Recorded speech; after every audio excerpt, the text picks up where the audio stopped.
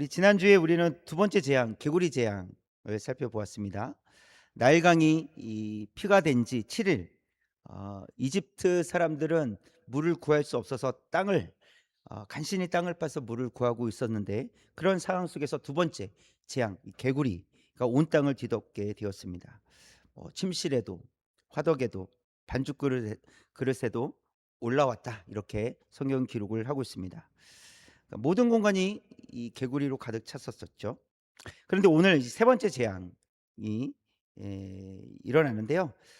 이 세 번째 재앙은 조금 다른 점, 이 앞에 두 번째 재앙, 두 번의 재앙과 다른 것이 좀 다른 점이 있는데, 첫 번째, 두 번째는 하나님께서 경고의 메시지를 주세요. 그리고 따르지 않으면, 말씀대로 하지 않으면 어 재앙을 내리겠다, 이렇게 이제 말씀을 하시거든요. 경고를 하셨는데, 이 세 번째 재앙은 아무런 경고를 하지 않으십니다. 그리고 바로 실행을 하시게 돼요. 왜 그러실까? 왜 이렇게 하셨을까?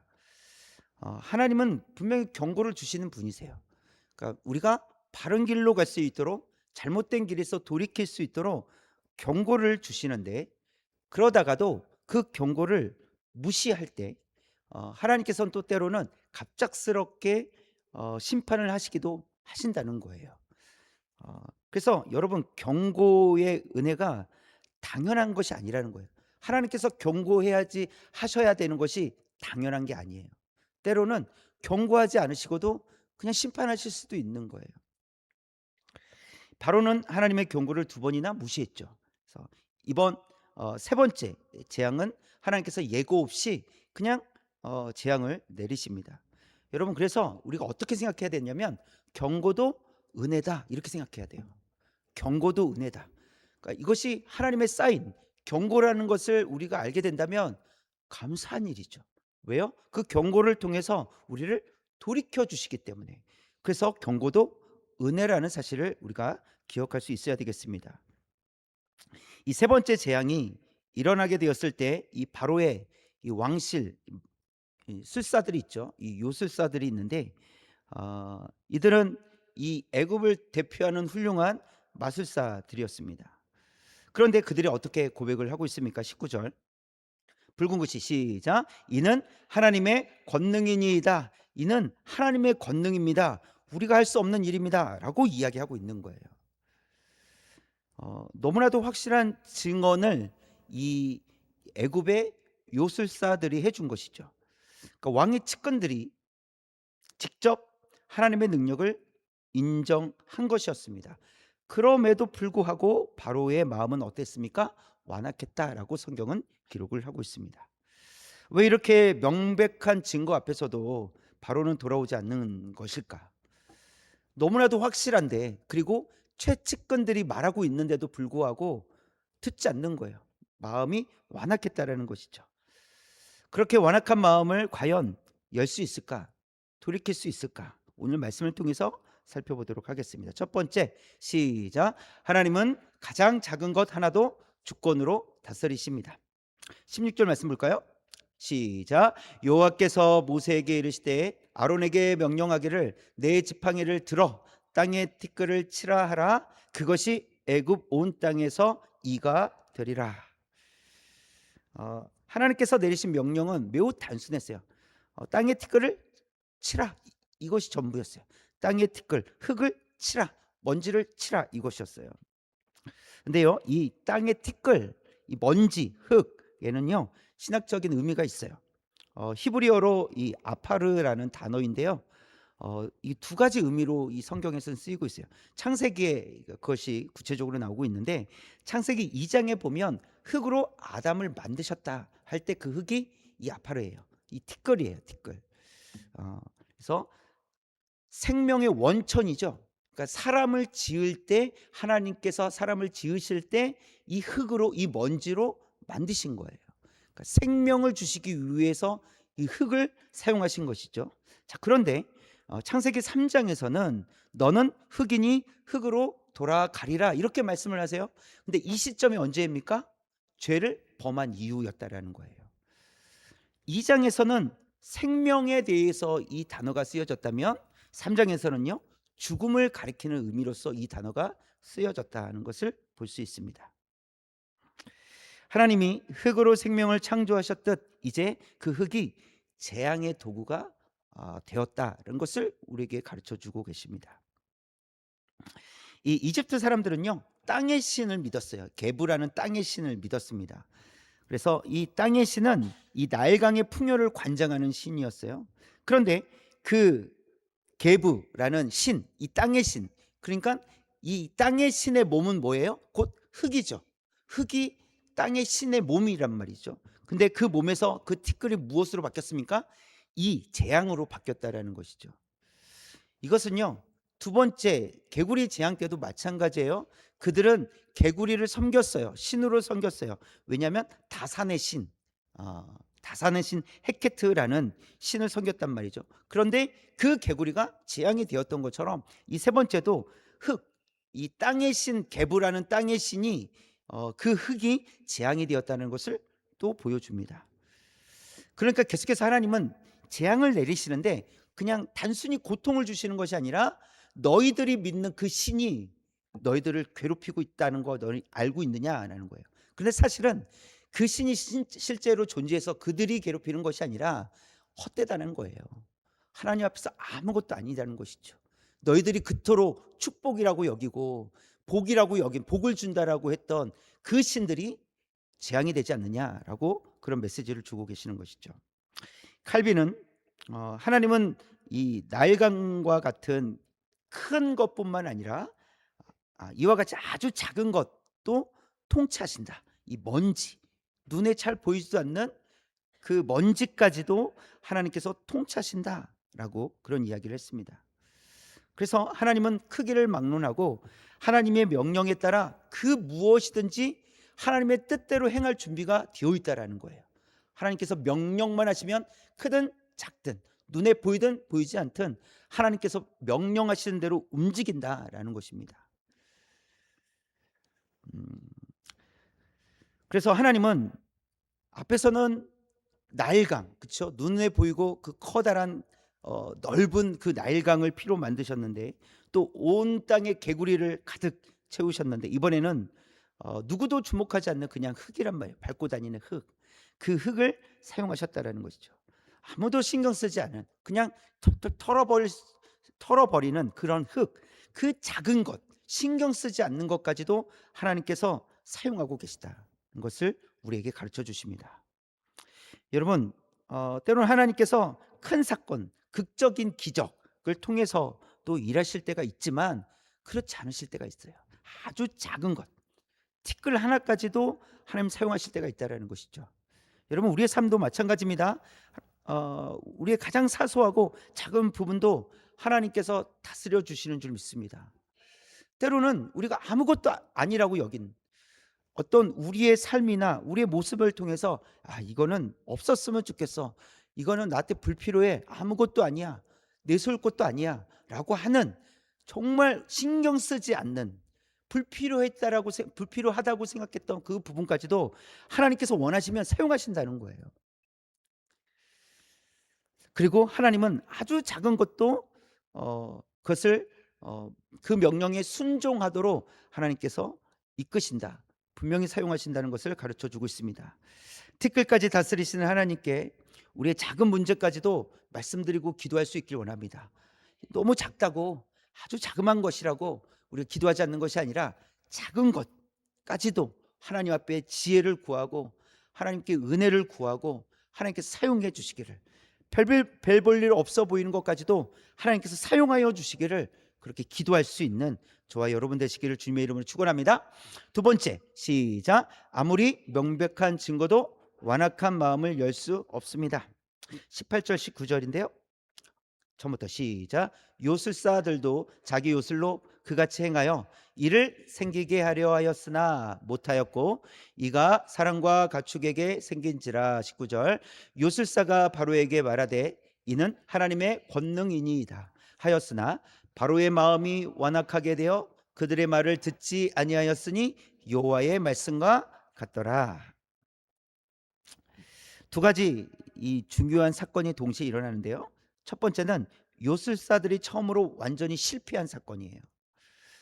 첫 번째, 두 번째 재앙에서는 요술사들이 어떻게 했습니까? 따라했죠. 물을 피로 만들고 개구리를 나오게 했단 말이죠. 어 그렇게 그래도 뭐 그것을 해결할 수 있는 방법은 아니었지만, 해결할 수 있는 수준은 아니었지만 어쨌든 그것을 따라할 수준은 되었단 말이죠. 자, 그런데 18 절에서 보니까 "하지 못했다." 이렇게 되어 있어요. 하지 못했다. "일을 생기게 하려 하였으나 못 어떻게 했다고요? 못하였고." 이렇게 되어 있습니다. "못했다."라는 것이죠. 이것은 도저히 할 수 없었다라는 거예요. 완전히 실패했다라는 것이죠. 그러니까 하나님께서는 이 술사들이 두 번 이것을 할 수 있도록 허용을 하셨지만 세 번째에서는 하나님께서 막으셨다라는 겁니다. 이것은 이 마술사들이 가진 능력으로는 도저히 할 수 없는 것이었다는 것을 우리에게 보여주는 것이에요. 그래서 하나님의 능력과 이집트 마술은 질적으로 다르다는 거예요. 어느 정도는 그들이 능력이 있어서 쫓아할 수 있었지만, 그렇다고 해서 하나님께서 하실 일을, 하나님께서 하시는 일을 그들이 다 할 수는 없다라는 것이죠. 아무리 세상에서 능력 있는 사람이라 할지라도 하나님께서 하실 일을 그들이 할 수 있는 것은 아니라는 거예요. 그동안 이 술사들은 자신들의 신의 힘을 빌려서 아마 그런 일을 했을 겁니다. 또는 눈속임, 그렇죠? 신의 힘을 힘입어서 했다든지, 아니면 사람들이 알아볼 수 없을 그런 눈속임으로 했다든지, 어쨌든 모방을 할 수 있었다는 거죠. 그것을 사람들이 볼 때 봐, 할 수 있잖아, 와 잘한다 라고 할 정도로 눈속임을 했다라는 것이죠. 그러나 이 세 번째 재앙에서는 한계에 부딪히고 맙니다. 그러니까 힘을 빌린 신이 없었던 것이고요, 더 이상의 능력도 없었다. 그래서 어떻게 됩니까? 그들에게도 예외 없이 이가 달려들었다는 것을 볼 수가 있습니다. 이것이 첫 번째, 이 동시에 일어난 사건 중에 첫 번째고요. 그 다음에 일어난 사건은 요술사들이 고백했잖아요. 이건 하나님의 권능입니다. 그러나 바로를 움직이지 못했다라는 것이죠. 19절에서 "이는 하나님의 권능이니이다." 이렇게 이야기를 하고 있어요. 근데 이 권능이라는 단어가 어떤 의미가 있느냐면 손가락이라는 뜻이에요. 손가락 또는 발가락, 뭐 이렇게도 사용되는데 손가락이라는 의미로 쓰여요. 이 이집트 문헌에서도 이 신의 손가락이라는 표현을 사용하는데, 이것은 신의 개입, 신이 개입해서 어떤 능력을 베풀었을 때 손가락이라는 단어를 씁니다. 이 권능이라는 단어를 써요. 그러니까 이집트 술사들이 뭐라고 고백한 겁니까? "이것은 신의 능력입니다. 이것은 신이 하신 것입니다."라고 그렇게 고백하고 있는 거예요. 근데 그 신이 어떤 신이에요? 이스라엘이 믿는 하나님이라는 거예요. 그 하나님께서 직접 개입하셨다. 그분의 능력이 개입하셨다라고 고백하고 있는 것입니다. 그런데도 바로의 마음은 어떻습니까? 바로의 마음이 완악하여 듣지 않았다. 이렇게 기록을 하고 있습니다. 결국 어디에 문제가 있는 거예요? 증거입니까? 지식에 문제가 있는 겁니까? 경험에 문제가 있는 겁니까? 아니에요. 그것을 다 지금 눈으로 확인하고 있고 증거를 보고 있단 말이에요. 정보를 습득했어요. 그럼에도 불구하고 완악했습니다. 그것은 마음의 문제라는 거예요. 여러분, 우리도 그렇습니다. 우리도 마음의 문제예요. 모든 것은 마음의 문제입니다. 우리가 진짜 하나님을 몰라서, 우리가 정답을 몰라서, 우리가 이해하지 못해서 하지 못하는 것이 아니에요. 문제는 아는데 안 하는 거예요. 결국 어디에 문제가 있는 겁니까? 마음에 문제가 있다. 이것을 가르쳐 주십니다. 결국 증거만으로는 완악한 마음을 바꿀 수 없다는 것을 이 바로를 통해서 우리에게 보여주세요. 그럼 어떻게 바꿀 수 있는가? 바꿀 수 있는 유일한 방법은 성령의 역사하심이에요. 성령의 역사하심 없이는 어떤 증거도 어떤 정보도 사람을 바꿀 수 없다라는 거예요. 말씀을 들으면 바뀔 것 같지만 그렇지 않다라는 것이죠. 하나님의 은혜가 필요합니다. 성령님의 인도하심이 필요한 거예요. 그러니까 단순히 머리에 어떤 지식이 머릿속에 들어와서 깨달아져서 믿는 것이 아니라 우리가 어떤 이야기를, 그러니까 하나님의 말씀을 들었을 때 이해가 된단 말이죠. 어떤 내용인지 알겠다라는 것이죠. 그러나 믿어지진 않는 거예요. 그게 뭐가 다른 거예요? 성령의 역사심이 있느냐 없느냐의 문제예요. 성령께서 역사하실 때 우리는 어, 회복되고 우리는 예수 그리스도를 영접하게 될 줄 믿습니다. 여러분, 이것이 그래서 바로만의 문제는 아니라는 거예요. 이 마음의 문제가 바로만의 문제는 아니라는 것입니다. 우리도 마찬가지라는 것이죠. 하나님께서 어떤 분이신지 알고 있는데, 말씀이 무엇을 가리키고 있는지 알고 있는데, 말씀이 뭐라고 하시는지 알고 있는데, 우리는 이런 식으로 얘기해요. 하나님, 저 부족한 거 아시잖아요. 그래, 너 사랑 좀 해라. 하나님, 저 부족한 거 아시잖아요. 그래, 너 사랑 좀 하라고. 저 부족한 거 아시잖아요. 우리가 몰라서가 아니에요. 어디에 문제가 있어요? 마음에 문제가 있다고요. 그러니까 이것은 바로만의 문제가 아니라 이것은 우리에게도 해당되는 문제라는 거예요. 여러분 어떠십니까? 여러분의 마음에는 이런 문제가 없으십니까? 여러분은 정말 몰라서 하나님의 말씀대로 살지 못하는 것입니까? 아는데도 불구하고 마음이 움직이지 않아서 때로는 하나님의 말씀대로 살지 못할 때가 있으십니까? 그래서 여러분, 아는 것과 마음이 열리는 것은 다른 문제라는 거예요. 아는 것은 우리가 지식적으로 알 수 있지만 마음을 여는 것은 또 다른 문제입니다. 그래서 로마서 1장 21절 말씀을 우리가 자주 보게 될 텐데요. 읽어볼까요? 시작. 하나님을 알되 하나님을 영화롭게도 아니하며 감사하지도 아니하고 오히려 그 생각이 허망하여지며 미련한 마음이 어두워졌니. 하나님을 알되 이랬어요. 하나님을 아는데 하나님을 영화롭게도 영광을 돌리지 않는다는 것이죠. 감사하지도 않는다는 거예요. 생각이 허망하여지며 미련한 마음이 어두워졌다. 하나님을 아는데도 이것이 믿지 않는 사람들만의 문제입니까? 우리가 하나님의 말씀 앞에 우리 자신을 솔직하게 하나님 말씀 앞에 서서 우리를 바라봐야 됩니다. 마치 거울을 보듯이. 그리고 하나님의 말씀이 지금 나에게 말씀하고 계시다라는 것. 하나님을 알되 그러면 하나님을 아니까 나는 하나님을 알아서 정말 하나님의 뜻대로 살아가고 있는가? 아는데도 불구하고 내 마음대로 살고 있는가? 이 부분을 우리에게 지금 지적해 주고 계시는 겁니다. 하나님을 알지만 마음이 어둡다면 하나님의 뜻대로 살아가지 못할 것입니다. 이것은 지식의 문제가 아니라 마음의 문제다라고 우리에게 가르쳐 주십니다. 여러분, 그렇다면 이 완악한 마음은 어떻게 열릴 수 있겠습니까? 세 번째, 시작. 오직 예수 그리스도만이 그 마음을 여십니다. 아멘. 오직 예수 그리스도만이 우리의 마음을 열어주시는 줄 믿습니다. 하나님의 손가락이라는 표현을요, 말씀을 통해서 더 살펴보면 출애굽기 31장 18절에서 보니까 처음부터 시작. 여호와께서 시내산 위에서 모세에게 이르시기를 마치신 때 증거판 둘을 모세에게 주시니 이는 돌판이요 하나님이 친히 쓰신 것이더라.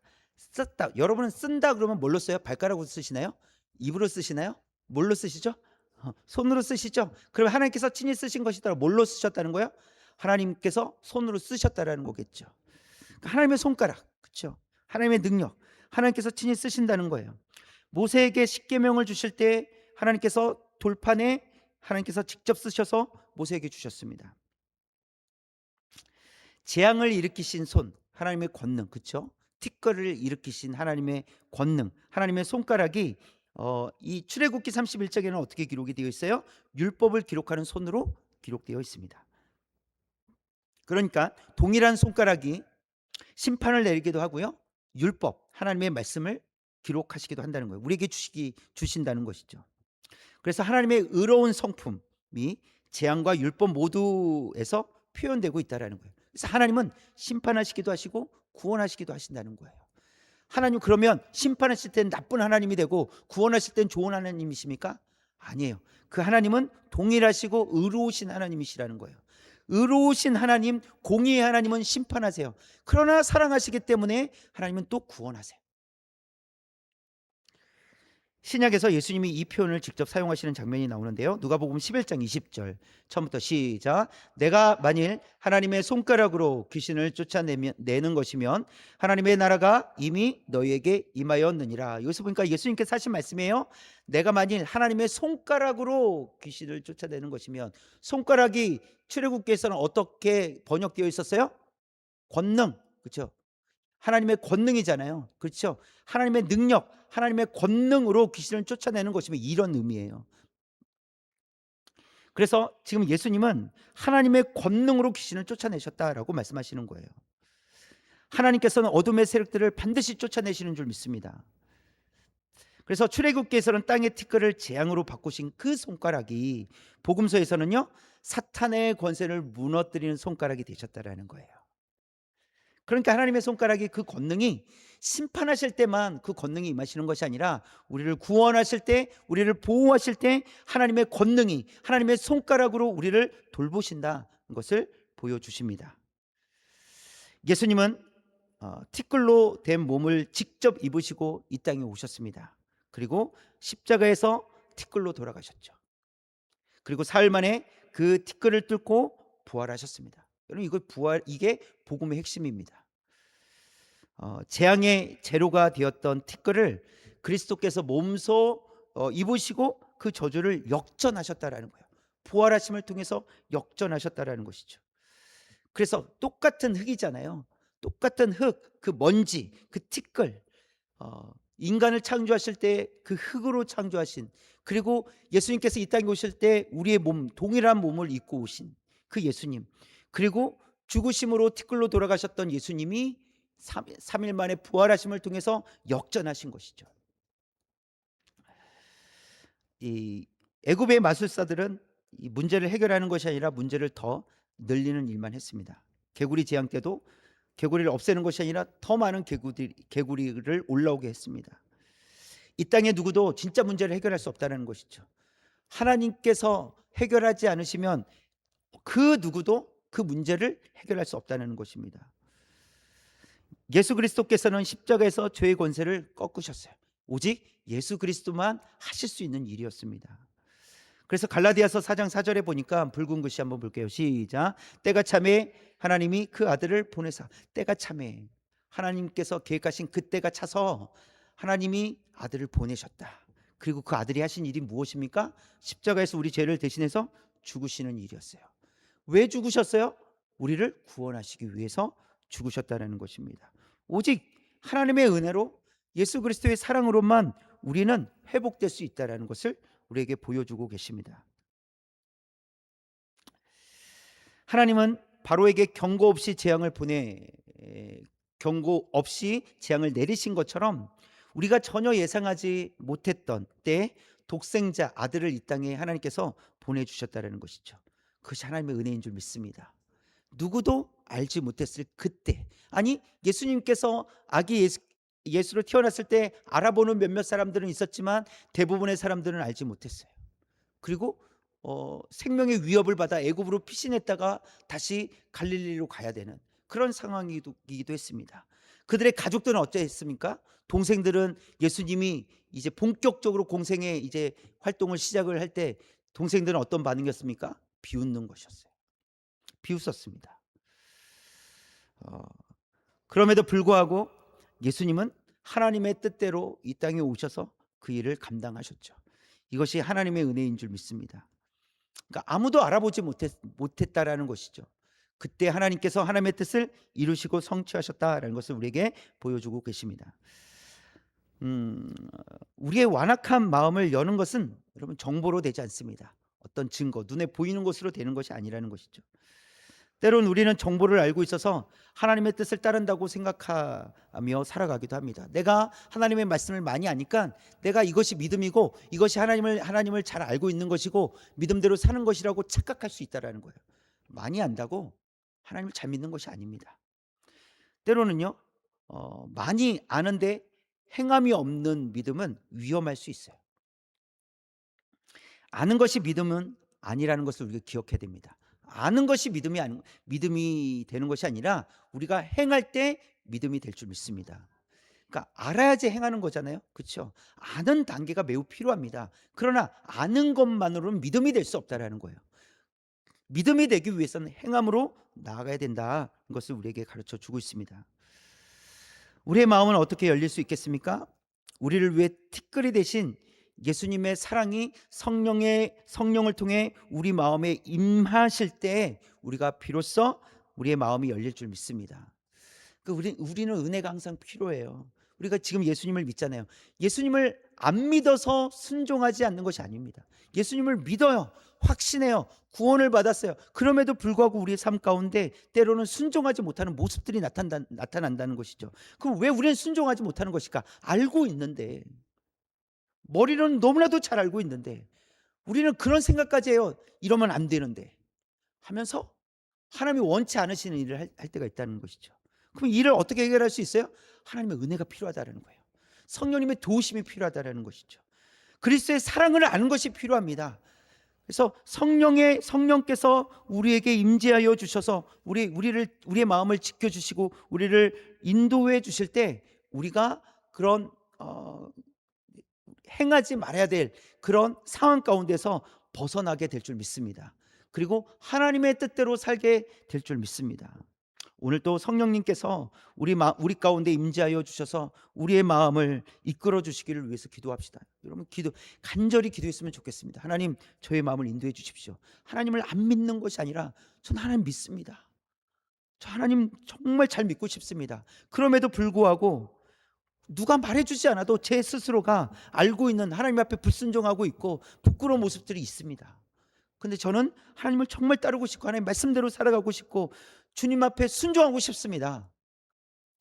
이런 고백을 가지고 하나님 앞에 성령님을 사모하면서 성령님의 도우심을 구하면서 설 수 있기를 원합니다.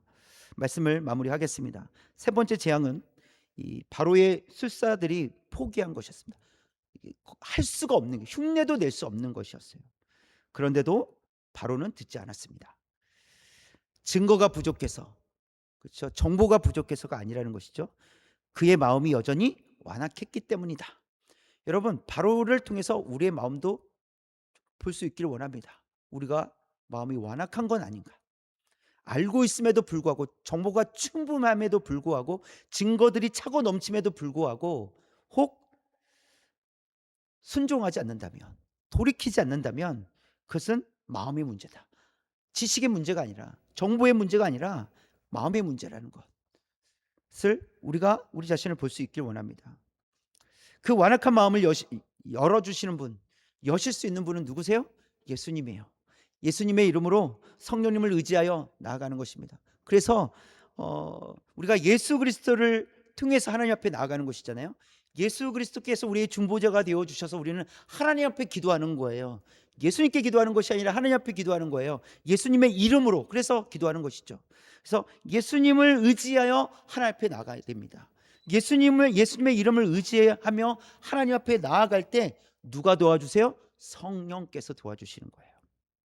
예수님은 티끌 같은 우리를 위해 티끌이 되셨다라는 사실을 기억하십시다.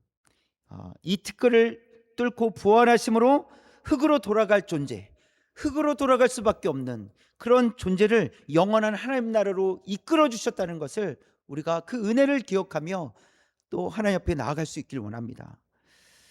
여러분, 우리는 여전히 티끌이고 작은 존재입니다. 우리는 뭐 그렇게 대단하지 않습니다. 아무리 세상 속에서 대단하다라고 하는 사람들도 때가 되면 다 티끌이 되고 말아요.